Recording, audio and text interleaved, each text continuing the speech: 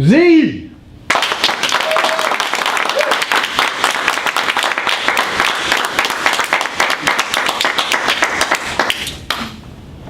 What would it take to create magnificence in your life and in your leadership?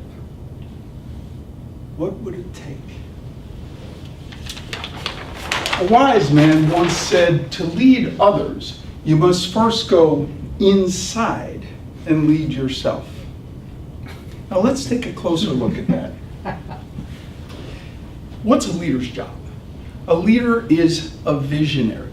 So if there's a group of people, the leader's job is to unify that vision and get everybody moving in the same direction. Yet when you have a group, people are different. They have varying opinions. And one of three things typically happens. Either they battle and argue with each other, or they baffle and confuse each other with all of the different possibilities, and sometimes they bargain. They say, well, I'll do this if you do that. You give up this and we'll do that. So they make some movement, but it's a compromise. A leader's job is to unify all of that and allow a singular vision and action by the group. Well, each of us inside is really just a microcosm of a larger group. They're all battling and bargaining while the leader tries their vision to unify. And inside each of us, there's a party going on. We've got our mind and our heart, we've got judgments, criticisms, emotions, ego, self-doubt, fear, and limiting beliefs. All of that is going on inside each of us. So how on earth can I lead a body of people if I have all of that going on inside of me? How am I going to get clarity within myself first so that I can then create clarity in that group and a unified vision? Does that make sense? Well, in order to do that, each of us actually has two tools at our utilization. The question is, do we use them in the most effective manner? Those tools are our head and our heart. In this session today, I want to focus here on the use of our head, our minds. The heart is involved, and in fact, the heart is crucial to leadership. We'll cover that in another session. Right now, I want to talk about the mind and its relationship to the heart. Most of us go through our life using our minds for intelligence. We master content, we master information and skills so that we can be the best that we can be in our life or in our job. And we think that's smart. Well, around 1990, Daniel Goleman introduced emotional intelligence as another measure. He called it emotional quotient as opposed to intelligence quotient. Now, I could talk for an hour about that, but let me just give you a tiny little example. As I grew up, I was pretty much a straight A student. So in grade school, when the teacher would ask a question, ooh, pick on me, I know. I presumably had a reasonable IQ, I had a lot of the answers. But I had no clue that while I was doing that, the rest of the class, many of them, oh yeah, Mr. Smarty Pants, you just think you have all the answers all the time, don't you? So guess who was always last to be picked on the team out on the playground? You see, I had no self-awareness of how my behavior was affecting the rest of the people in the group, and ultimately how it was affecting myself. The move from IQ to EQ toward a greater emotional intelligence is crucial for our success in life and in leadership. Now that was a small example. I want to give you a little more dramatic example. that happened to a friend of mine. I'm going to call him Jake for anonymity's sake. And I want to share with you a magnificent moment that Jake had one day. He told me, I came home one day and I was absolutely livid at my girlfriend. You took that tape measure out of my toolbox, didn't you? Well, honey, I was just trying to measure for curtains in the bedroom so it would look pretty. If I told you once, I told you a dozen times, put my stuff back. I lost an hour at the job site having to go and buy another damn tape measure. How do you think I pay the bills? And then he told me, in that moment, suddenly, he said, I saw myself getting angry at the woman that I love. And something happened. Then he told me, he turned to her and he said, sweetie, I'm sorry to get angry and scare you. I love you. And I really need my tools to do my job. It's for us. Now, I don't know about you, but to me, that was a magnificent moment. Absolutely magnificent. Imagine if he had not caught himself in that moment, how that moment and ultimately probably that relationship would spiral downhill, ending up who knows where. Yet he managed to catch himself. So what I want to do is take a closer look, a magnifying glass, at what happened in that moment.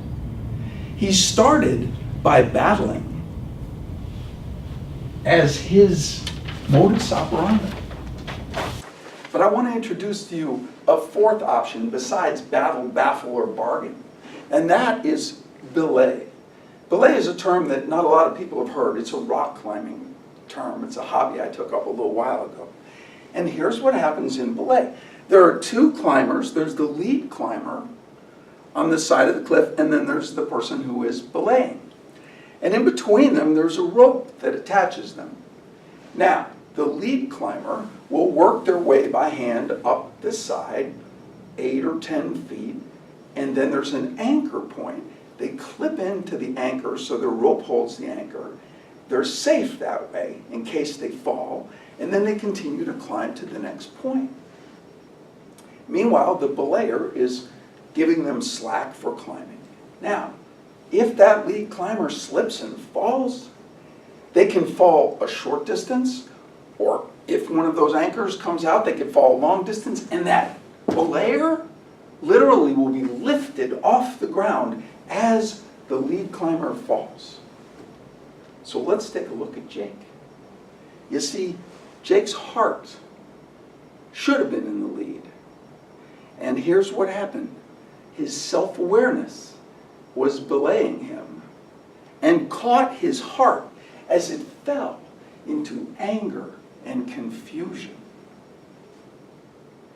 In that moment, when he saw himself, everything changed.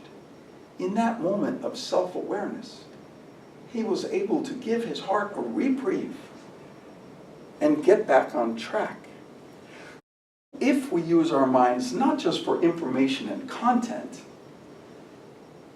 but for self-awareness to catch and lead ourselves, we will be well on the way to allowing our vision and our passion as leaders to inspire the group that we're leading. So the question is, can you belay in your life? Imagine for a moment that you have a watcher right here. That's what I call it in my first book. And your watcher sees, you know how your body feels, oh, I stubbed my toe on the way in, it still hurts. But what about your emotional body? Are you aware that you might be carrying something right now, maybe from yesterday, with a person that you had a spat with, like Jake did? Or maybe you're sitting here in fear and anticipation of something in the future. How aware are you of your emotional body? What about your thoughts? Do you know we have 50,000 plus thoughts a day, each of us has. And as we're sitting here, our minds could be anywhere, wandering off. Can you catch yourself in that moment when your mind wanders off and bring yourself back right here, right now? Do that, and then dive just a little bit deeper and watch. What limiting beliefs do I have about myself? What fears, what doubts do I have about myself? What's really going on in there? And can I do it? Practice that in the good times so that in the heat of the moment, like Jake, I can catch myself and turn a disaster into a magnificent moment. Now, why is this important in leadership? If this is your group and you're having communications with them, it's very important to watch what your triggers are. So maybe this person right here might be one of your employees. Maybe they remind you on some level of your big brother who used to bully you, but guess what? Now you're the boss and you have a chance to maybe stick it to him, right? Can you catch yourself and recognize that that's what's happening? What about this person over here? Maybe I don't trust you. Maybe I don't think you're competent. But can I develop the capacity to recognize that that trust issue is more than likely mine that I'm projecting onto you? So as we work to lead our group and lead ourselves internally in our life, it's very important to develop this watcher, this self-awareness as a critical tool in our life and leadership. All of this is a glimpse of my next book, The MQ Formula for Life and Leadership, and it's about the movement from IQ to EQ to what I refer to as MQ, or Magnificence Quotient. That is the capacity that each one of you has within yourself to become magnificent in your life and in your leadership. So I invite and encourage you to develop your watcher, to notice what's happening in your relationships, in your groups you're leading, with your spouse and partners, with your children, with your colleagues. Become a magnificent leader, both in your life, in yourself, and in your world. Thank you.